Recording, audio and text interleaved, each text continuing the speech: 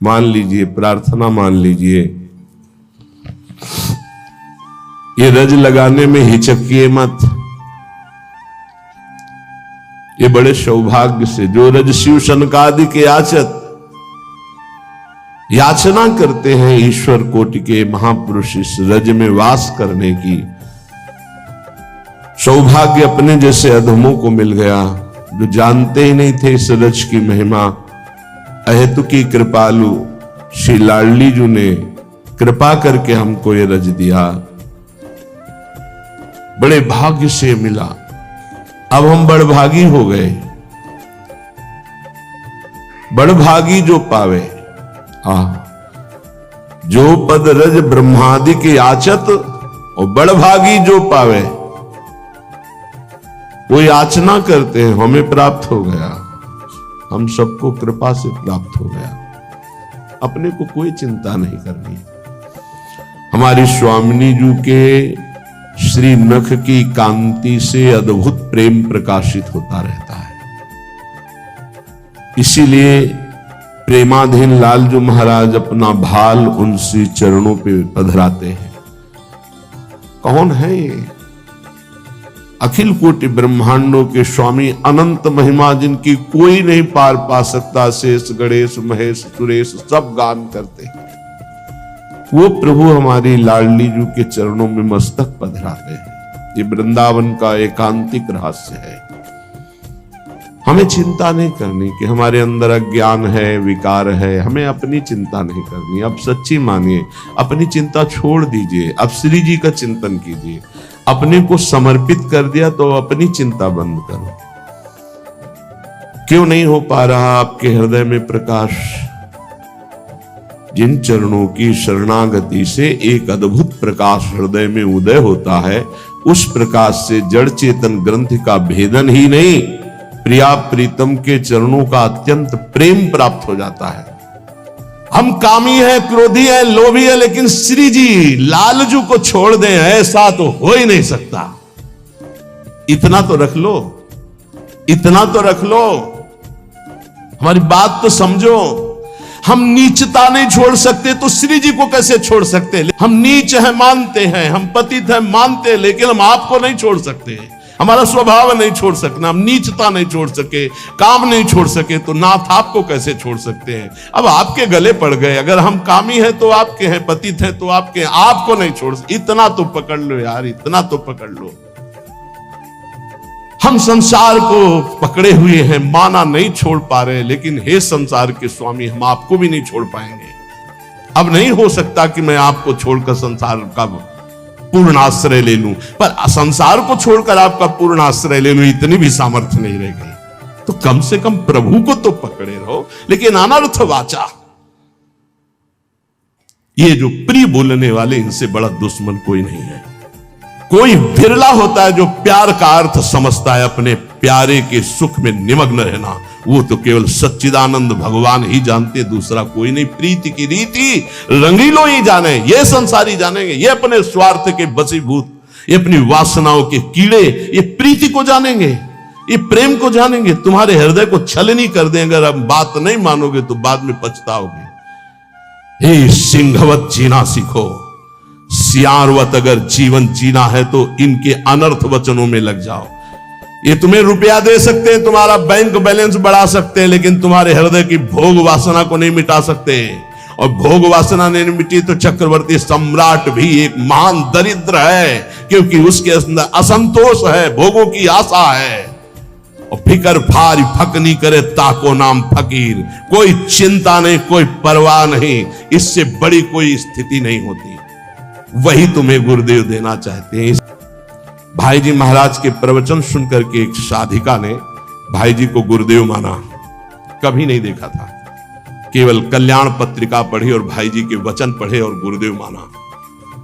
भाई जी की छवि कहीं से पता लगी तो मंगाकर अपने सिंहासन पर विराजमान। रात दिन दरवाजा बंद, घर के सदस्य से भोजन दे देते, बस दरवाजा बंद। 9 युवती, भाई जी की छवि। रात एक दिन उसके अंदर इच्छा है, क्या मैं अपने गुरुदेव को कभी भर नेत्र से देख सकती हूं सामने से? वो सत्य सच्चिदानंद में मेरे गुरुदेव क्या कभी चलकर मेरी कुटिया में? असंभव। किसी नगर के किसी एक घर में बंद, वो रात दिन गुरुदेव के अनुसार भजन करती और इच्छा जागृत हुई कि अब भाई जी कभी चलकर हमारे दरवाजे पर आएंगे। पर जाकर जही कर सत्य स्नेहो, सोते ही मिले न कछु संदेह। भाई जी तीर्थ यात्रा के लिए एक ट्रेन निकलवाई थी जिसमें सब भक्त थे। वो एक स्टेशन पे रुकी, अचानक आकर्षण भाई जी का हुआ, स्टेशन से स्वयं अकेले उस नगर में गए।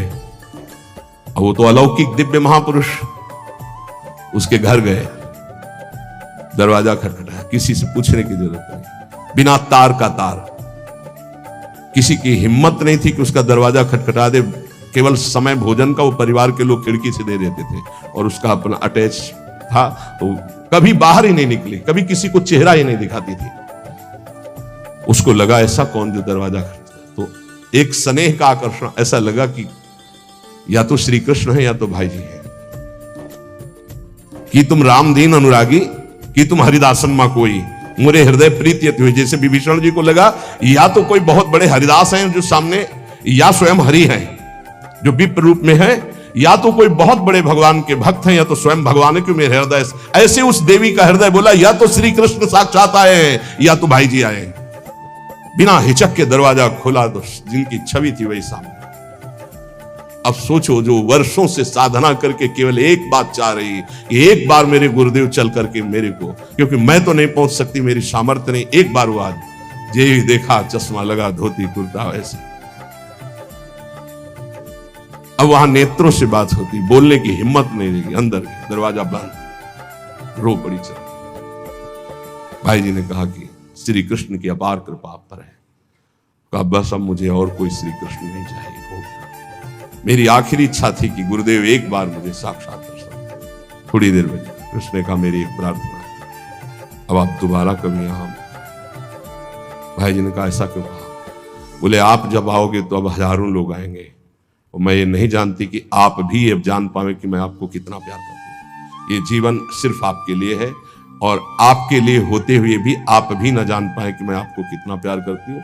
बस जैसे अभी तक थी वैसे ही रहना चाहती हूँ, अब दोबारा कभी भाई। तो भाई जी ने उसके लिए पद लिखा है, पद रचना की। और पूज्य राधा बाबा से जब ये बात कही तो राधा बाबा ने इसे प्रकाशित किया, नहीं भाई जी से प्रकाशित भी नहीं करते। कि धन्य है वो देवी जो ऐसी एकांत पूरा जीवन भजन करके पूरा कर दिया, कोई जान नहीं पाया उसको। जो अपने आराध्य देव के लिए इतनी गुप्त आराधना की जा सकती है, फिर हमें संसार और संसार के संबंधों से क्या। इसलिए ये जीवन हमें केवल भगवत प्राप्ति के लिए। एक बात अच्छे से समझ लो, अगर हमारी कहीं दुर्गति होती है तो देह और देह संबंधी भोग और देह संबंधी रिश्ते नाते यही दुर्गति का कारण बनते हैं। इसलिए हे उपासक, अपने ऊपर कृपा करो, अपनी दिनचर्या अपने इष्ट के बराबर किसी को मत मानो। इष्ट और इष्ट की दिनचर्या तुम्हारी इतनी प्रवीण, इतनी सुदृढ़ होनी चाहिए कि हम समय देंगे तुम्हें मिलने के लिए। हमारी रुचि होगी तो तुम्हारे समय में हम अपने समय को बर्बाद नहीं करने, लेकिन समय बर्बाद पहले ही कर रहे, उनके समय का महत्व क्या रहा। साधक चाहे गृहस्थ हो या विरक्त हो, उसकी दिनचर्या भगवान है और उस पर ध्यान दिया जाए, उस पर दृष्टि दी जाए। चाहे जितनी जैसी शरीर की परिस्थिति हो, यदि दिनचर्या को भगवान माना है तो वो भगवान अदीप सामर्थ्य देते हैं, वो दिनचर्या होती है। ये बात हमारी प्रार्थना मान लो, ये दिनचर्या तुम्हारी भगवान है, इसे मानो, इसे स्वीकार करो। पर नहीं, केवल मन की मनोरंजन वृत्ति पर प्रधानता रखने वाला कैसे उपासना में आगे बढ़ सकता है। इसलिए जो आप सुनते हैं उसका मनन करें। ये रो संसार में कोई आपका नहीं है। ये हमारी बातें आपको लगेंगी कि हमारे तो बहुत है प्यार करने वाले, धिक्कार है वे तुम्हारी बुद्धि तुम्हें धोखा दे रही। जिस समय पवित्र बुद्धि होगी उस समय देखोगे एक हरि के सिवा कोई प्यार करने वाला नहीं। इसलिए हमारी प्रार्थना मान लो, ये 4 दिन की चांदनी है जो सभा लगी है, ये स्टेशन है, अपनी अपनी गाड़ी आई छूट जाएगी, निकल जाओगे। तुम भी टिकट लेके बस ऐसे बैठे रहो कि मुझे बातचीत करते हुए समय व्यतीत करना है। किसकी बातचीत? प्रिया प्रीतम की। जाना हमें श्री जी के पास है। पता नहीं आप लोग ठान क्यों नहीं रहे कि मुझे जाना है श्री जी के पास। तैयारी है प्रिया प्रीतम के पास जाने की? तैयारी कर लो, हम कह रहे हैं तैयारी कर लो, एकदम गाड़ी आएगी एकदम। और ये इतनी रफ्तार की गाड़ी है कि सेकंड भर इंतजार नहीं होता कि दस्तखत कर दो। इसमें छूट नहीं है कि दस्तखत कर दो, लड़कवा दौड़ के आ जा ले दस्तखत करवा दे, ऐसे नहीं है। गाड़ी आई तो बस निकलो। ओए पहले से चयन कर लो, पहले से पता लगा लो, पहले से तैयारी कर लो कि तुम टिकट कहां के लिए हो। कहीं की टिकट है नहीं है तो फिर जो टिकट मिलती है वो नरक की फ्री मिलती है, तत्काल वाली। पहले से ये बुक कराई जाती है, निकुंज जाना है कि बैकुंठ जाना है, पहले से बुक होती है। और यहां सब निश्चिंत हैं, तो जो टिकट उस गाड़ी में मिलती है एकदम, तो एकदम वाली वो मिलती है, हम आपको बता रहे हैं, नरक वाली मिलती है फ्री, तत्काल। वो तो तुम गाड़ी में भी बैठ जाओगे तो मिल जाएगी, फ्री मिल जाएगी। अगर कहीं पावर लगा के मिलती तो बैकुंठ की, कैलाश की, साकेत की, गोलोक की, इनकी पावर। और अगर कृपा से मिलती तो वृंदावन धाम की मिलती। तो टिकट है आपके पास वृंदावन धाम की? ए भाई है? हाँ, अब बताओ आपकी टिकट में क्या लिखा है? हमारे माई। हाँ, अगर ये टिकट है तो हम पहले से तैयार हैं निकुंज के लिए। ये बात ध्यान रखना। ये वृंदावन में बैठ के कह रहे हैं, आपने भी हाथ उठा दिया है। हमारी सबकी गति कहां है? श्री जी के चरणों में। हमारे पास टिकट है। अब हम कल कहेंगे तुमसे, अगर सत्संग में ये दोष है तो नरक जाओगे। आपको पहले टिकट देख ली अपनी, आप मत मानो ना हमारी बात, है ना टिकट। अब हम कल परसों सत्संग में कहेंगे, जैसे द्वंद्वातीतो विमत्सरः सिद्ध्या सिद्धो समभूत्वा लाभालाभ हो जाए। अगर ये स्थिति नहीं है तो आप नरक जाओगे।